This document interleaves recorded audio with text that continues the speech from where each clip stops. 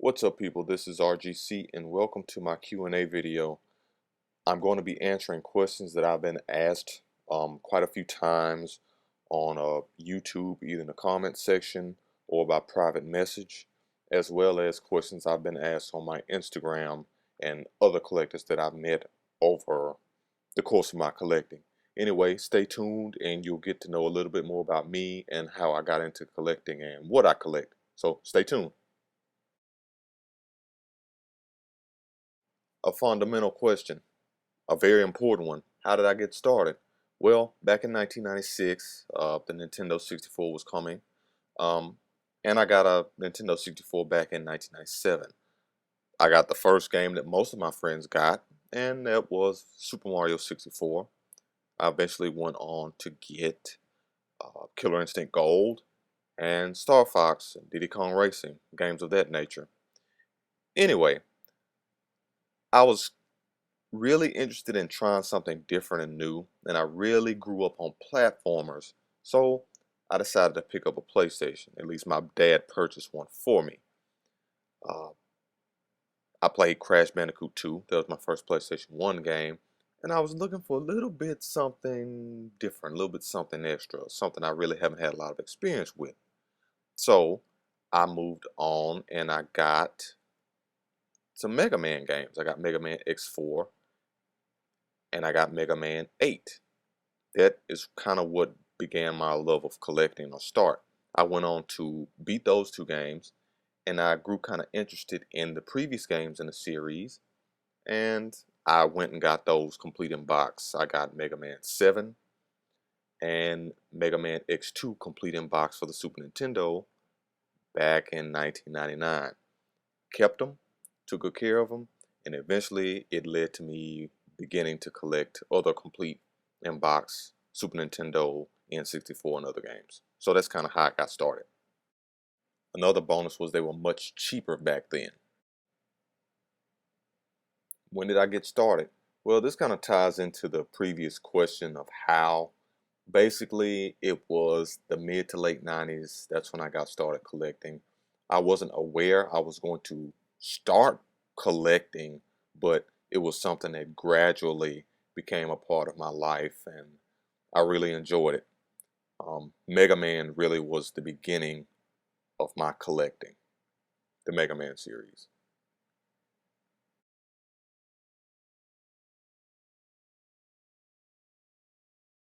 What consoles do I collect for?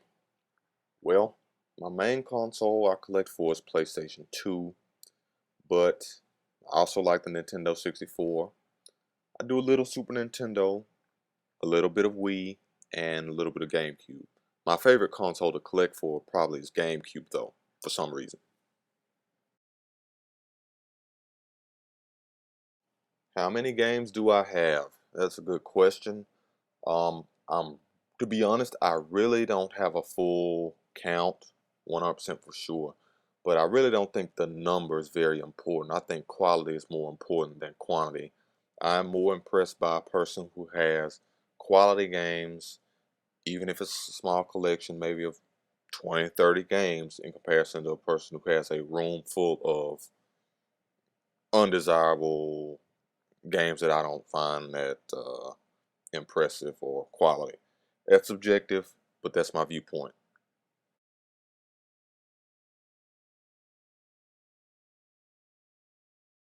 My favorite console to collect for? Probably GameCube. I kind of already answered this question before, but I really regret selling my GameCube collection back in 2009, and I'm making up for it now.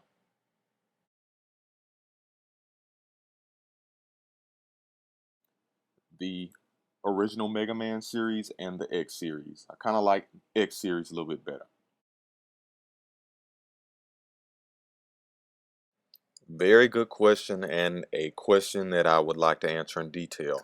Simply put, when I was growing up, I did not get many games per year. I would be lucky if I got 3 games in 1 year. So there was a lot of games that I wasn't able to get when I was younger. Uh, and now, due to my income, I'm capable of buying those games that I wanted as a child.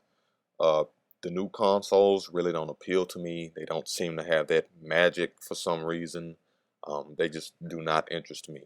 I've had a PlayStation 3 for a short amount of time, and I had a Xbox 360 for a short amount of time. And the Xbox 360 is just it's just something about the newer consoles. It just really doesn't hold my attention.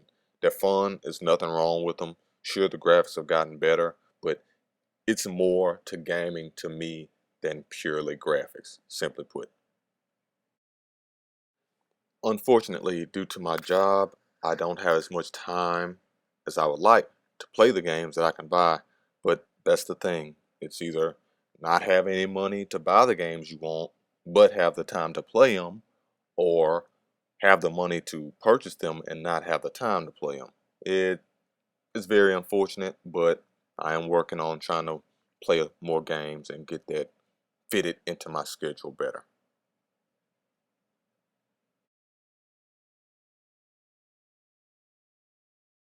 My favorite genre of games, that would be platformers. The first console I had was a Super Nintendo, and my first game was Super Mario World. It began my love of platformers, and I sought out more.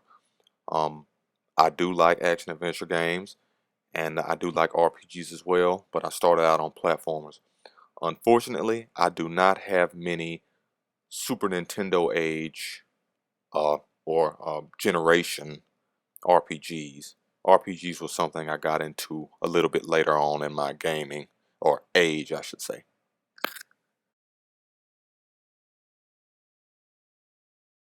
Well, if you watch some of my previous videos, especially my pickup videos, I try to keep or try to stay objective when it comes to this kind of stuff, but sometimes the truth just has to come out.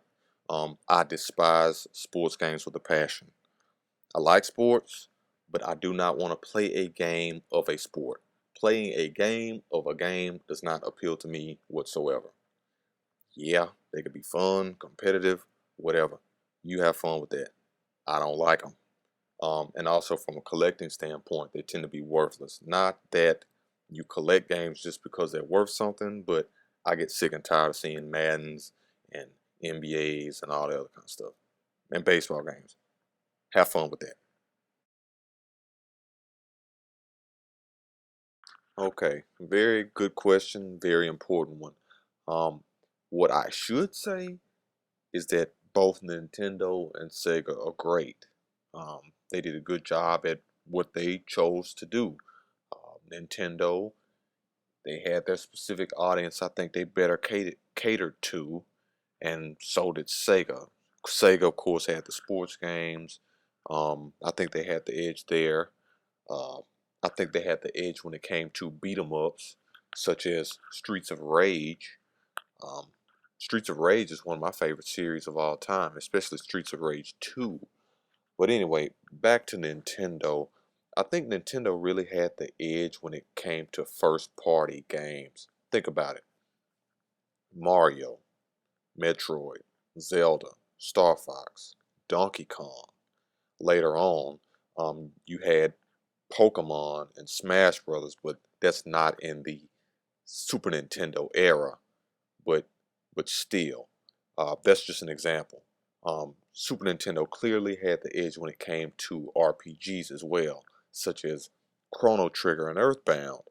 Not to even mention Final Fantasy and other Enix and or Square RPGs. Of course, you had the Mega Man series by Capcom, which isn't, first party, but Sega didn't have Mega Man. Uh, you had the Breath of Fire series, you had Lufia, Demon's Crest, Knights of the Round, things that Sega just did not have that just weren't on par with what Nintendo had. That's just my personal opinion, though. Sega, of course, they did have Sonic and they did have Mortal Kombat with Blood, but that's not a big deal to me. They had some RPGs, but not as I guess received as well or held to the same standard as the Super Nintendo ones. They had Shining Force, they had Fantasy Star, and later on Crusader of Sinti, which is essentially a Zelda knockoff or clone. Of course, Zelda is not an RPG, but that's my point. I think Nintendo just had the clear edge when it came to first party games. So me not being in the sports games, me not being in the Mortal Kombat or caring about blood or things of that nature, I chose Super Nintendo, and I'm happy I did. I chose Nintendo, and from a collecting standpoint, I'm really glad I did as well because Super Nintendo games are clearly in higher demand and worth more than Sega.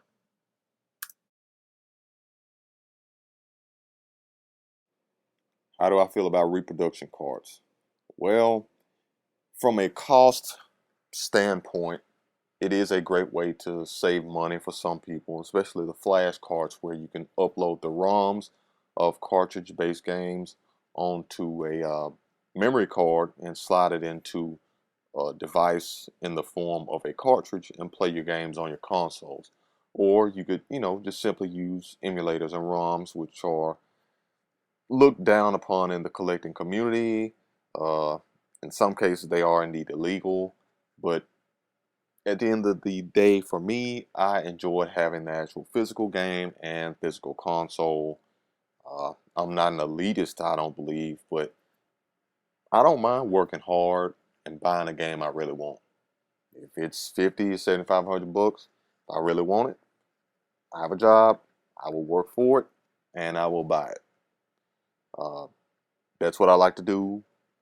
I like to be able to look at what I worked hard for, and yeah, but it just depends on the person. One thing that I don't like about reproduction cards is the fact that some people try to pass them off as the real thing, and that's a increasing problem, especially for the higher valued SNES and N64. Well, not that so much the N64, the SNES and the NES games. Be careful on eBay and other online sites because sometimes people relabel games, put different boards in them, and they try to sell them as originals when they're not. Be careful with reproduction cards, or make sure you know what you're getting, simply put.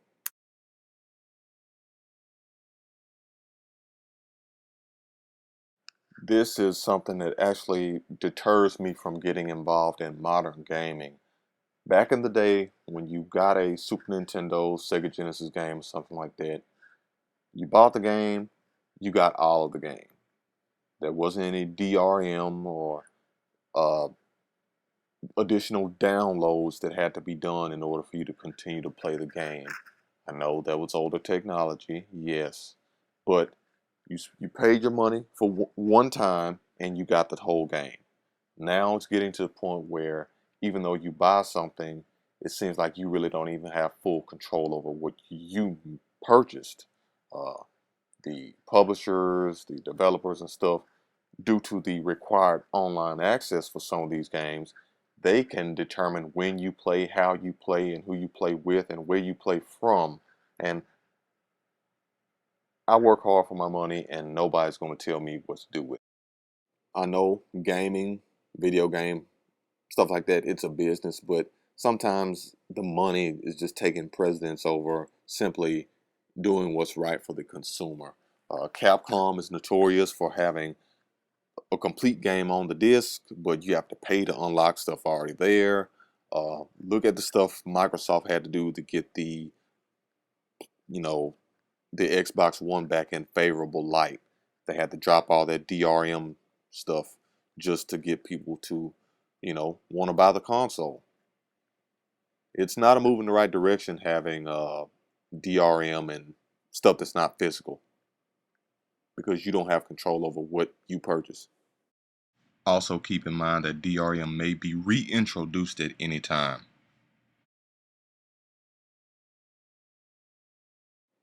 No, I'm not a reseller. Uh, I do not make a career out of reselling games. I do know that it would be hard for me to acquire or pay for some of my collection if I did not resell the stuff I don't need. I don't want to have a house full of stuff I don't want because I run across a lot of stuff I don't want. So occasionally I do resell it to people who are interested in it. I can't name a successful collector that has not resold in one way, shape, or form. And as long as the reseller is a fair guy or lady, takes care of the games, is honest with the consumer, uh, good pricing, not price gouging, I really don't see a problem with it. Uh, the problem is when people really don't care about their customers and they try to take advantage of people. It would be hard to run across some games if it weren't for resellers. Some games are really hard to find in the wild, and websites such as Amazon and eBay, which is full of resellers, puts the product, it makes it more attainable for the consumer that wants the game.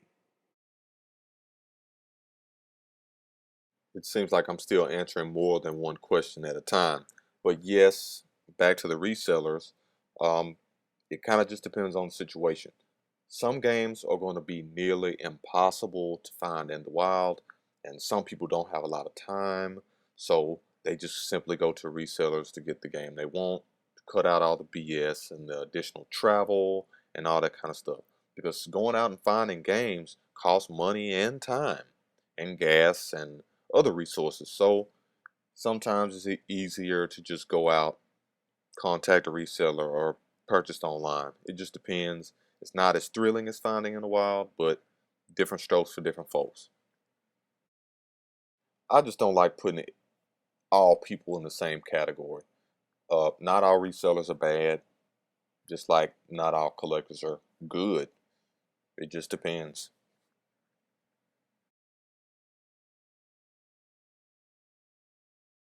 How do I pay for my collection? Very simple. I have a job. Um, that's how I pay for my collection. I do occasionally sell off stuff I don't want or need. I buy in lots sometimes and I sell off the games. Sometimes I sell the doubles, it just depends. But yeah, I have a job. That's how I pay for my stuff.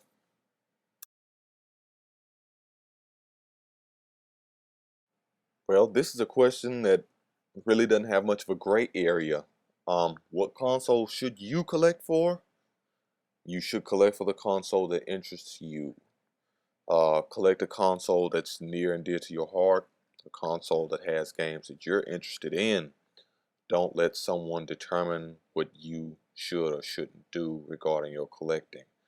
Um, I'm more of a PlayStation guy and a Nintendo guy, but at the same time, I do respect Sega and some of the things they've done in the past. Some of my favorite games of all time are indeed from Sega, such as Knuckles Chaotix on the 32X. But collect what you like, what you love. Be mindful of the fact that Nintendo games are really hot right now, especially Super Nintendo, NES, and rising right now N64, uh, GameCube, and Wii even some too. GameCube collecting is going to be just as challenging as collecting for the Saturn, it seems. Those really underrated, underappreciated consoles are going to be the ones that those niche collectors really go for, and the prices will reflect that. So, but collect what you like, what you love. Well, any advice to a new collector that ties into what I just stated? Collect what you like, what you love, what's near and dear to you. Um, the best advice would be to start early. Don't wait. Some of these games, like right now for Wii, are going to become hard to find later on. Strike now. Get them while they're still readily available because these prices will rise. When it comes to other consoles, just be mindful that a lot of people are sleeping on some of the Sega Genesis stuff right now. Uh, these Sega Genesis games probably will rise somewhat, uh, not nearly as much as the Saturn though. Uh, I guess other things I could say is um, just watch the market, be knowledgeable of what games are really worth. Check out the garage sales. Don't just feel obligated to buy stuff online. Check Craigslist deals. Of course, Craigslist is starting to be run by or taken over by a lot of resellers. Uh, that are price gouging. Uh, Sometimes local retro video game stores, you can get a good deal there. Uh, Check with friends, family members. They may have some games that, some older games that they may not want. Uh, some of the best connections you may have or may will come from people you already know. Check with friends, family members. You never know what they may have. Sometimes it's best to look around your house. You never know. You may have some games that you had when you were a child or younger that could be valuable now. Um, but yeah, collect what you like and what you love. That's the biggest tip I can provide for you. Uh, certain consoles will be more expensive due to popularity, and sometimes it's cool to be different. Do the small things that can make your collection a reflection of you as a person. Uh, Example for me is I collect a lot of PlayStation 2, but I don't collect greatest hits or player's choice versions of games. That's just something a little bit extra or different I do to add a different twist to my collection. You can do the small things. But anyway, have fun, enjoy yourself, and do you. In conclusion, I really would like to thank you for watching. If you have any further questions or comments, feel free to leave them below or send me a message. All in all, this is something I really enjoy. It's a hobby I enjoy, and I'm always happy to meet a new person that's in it for the same reasons that I am. When you think of this as a hobby, check yourself at the door. Like, why are you here? Are you here to try to make money or to resell, or are you here just to collect things that you really will enjoy? Um, there's a lot of new people in the scene right now, running some of the prices up, trying to be a reseller, trying to price gouge. Uh, Check yourself, make sure your intentions are pure and good. I'd rather keep games that I know are valuable just myself rather than just go out and try to make a lot of money off of them because I just enjoy having copies of games. That's just how I do it. It's a different twist I have. I'd rather have doubles of good games than a full set of bad ones. Examples, the N64. The N64 collection is okay. Doesn't have that many good games if you ask me, but I'd rather have 5 or 6 Mario Karts than 30 or 40 of some of the worst games for the console just to have a complete set. But that makes everyone different. Anyway, feel free to check out my Instagram. Check out my other videos on the channel. I'm working on more uploads regarding gameplay videos. Gonna start trying to do a little bit more gameplay on systems other than the Nintendo 64. Um, don't make collecting a competition. Collect what you like, collect what you love.